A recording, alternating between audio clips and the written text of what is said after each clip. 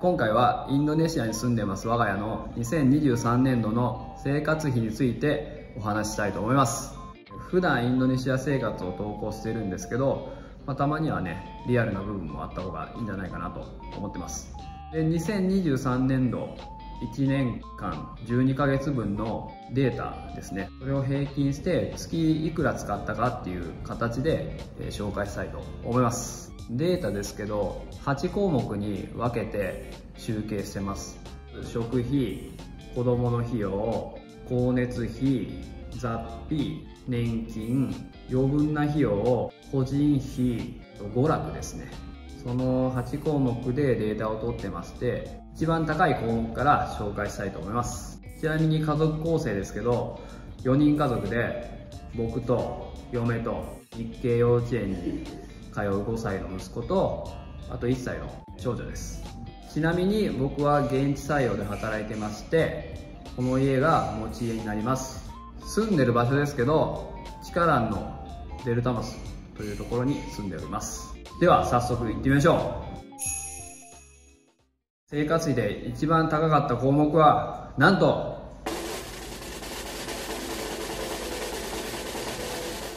子供の費用 7.8 ジュタ 7.3 万円500ドルです。ほとんど幼稚園の費用ですね。でそれプラス下の子の予防接種とか、あとおしめ代とかね、そういうのが入ってます。でちなみにこれ日本だと1万円以下に絶対できます。でも海外に住んでるんで、しょうがないっちゃしょうがないですし、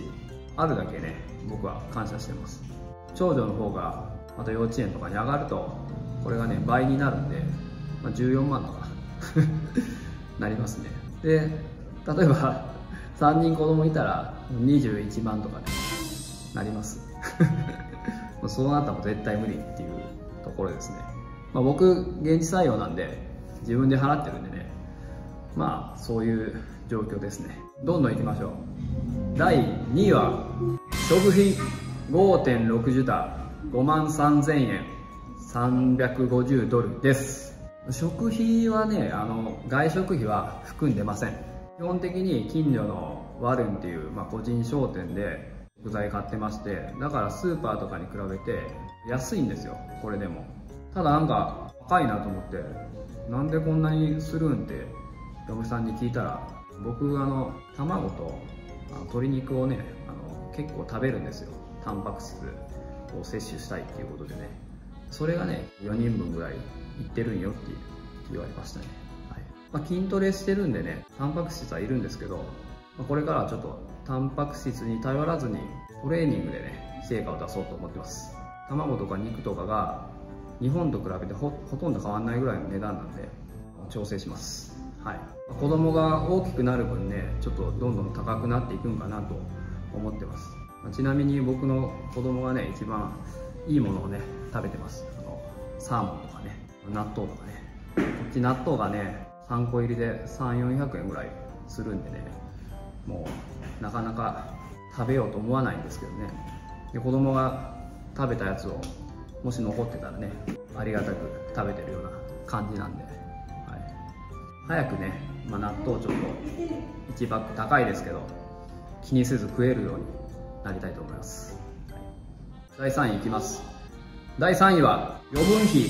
5.2 ジュタ4万9000円330ドルです。この余分費っていうのはルーティン的な費用じゃなくて余分にかかった費用ですね。例えば日本に帰るとか、車の保険代とかね、車の税金代とか、車の保険と税金でそれぞれ3万円ぐらい払ってますね。旅行行ったりとかそういう費用ですね。なんで基本的に日本帰った時の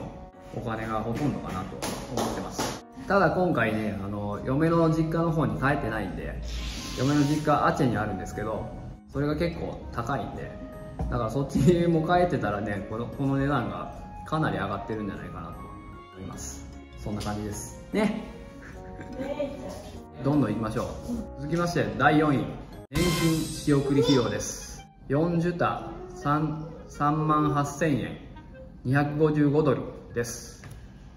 これは僕の国民年金を嫁の実家の方に振り込んでるお金ですね。これは削減できない項目になります。第5位はザッピ 2.6 ジュタ25,000円$165です。ザッピっていうのは何でもかんでもここにぶち込んでるんですけど、例えばガソリンの費用とかね、あと高速代とか携帯の通信費とか、家のメンテナンス代とかですね、エアコンを洗ったりとか掃除する費用とか、シャンプーとか洗剤とかね、そういったものを買う値段とか、そういう費用になります。25,000円って多いなって思うんですけど、いつもこう明細見てみるとやっぱり使ってるんでね、昔の僕のクレジットカードの明細みたいな感じで、こんなに使ってねえよ見るんですけど、結局使ってるみたいな、そんな感じです。なかなかここで費用削減はできないかなと思ってます。どんどんいきましょう。じゃあ第6位は娯楽費 1.9 ジュタ18,000円$120です。この娯楽費っていうのは外食とか、あとモール行ってなんかプレイグラウンドで遊ぶ費用とかね、そういったものですね。外食は週1回週2回の時もあったりしてます。モールの方も週1回ぐらい行ってまして、プレイグラウンドも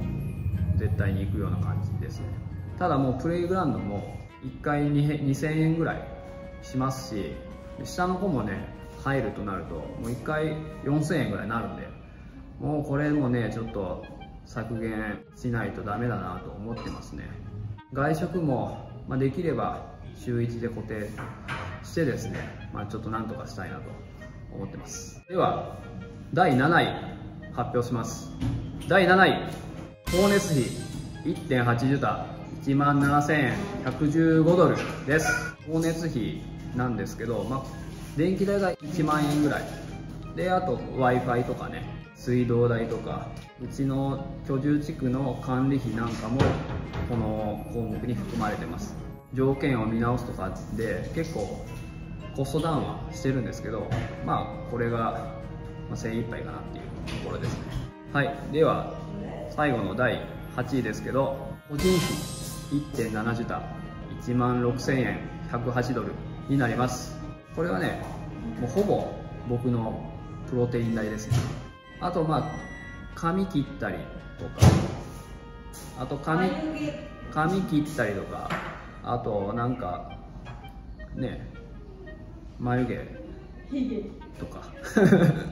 僕ですね僕費用みたいな感じですね。ちょっとねプロテインについてはもう半分ぐらいにしてます。もう 1ヶ月1本ね1万円ぐらいするんですよ。そんなんもうやっとれんなと思って、もう半分ぐらいにしてますね、飲む量を。だからタンパク質に頼らないトレーニングで成果を出すっていう、もうそこにフォーカスして筋トレやります。合計なんですけど、トータル 30.6 ジュタ29万$1,960となっております。ちなみにですけど、日本だと日体4人家族で何ぼかかるんだと思いましてググってみたんですよ。じゃあね、いくらだったと思います？ 4 人家族平均で29万なんですよ一緒やん、もうまさかのね一緒でした。グラフで見てみますと、子供が 25%、 食費養分費、そういう感じで続く感じですね。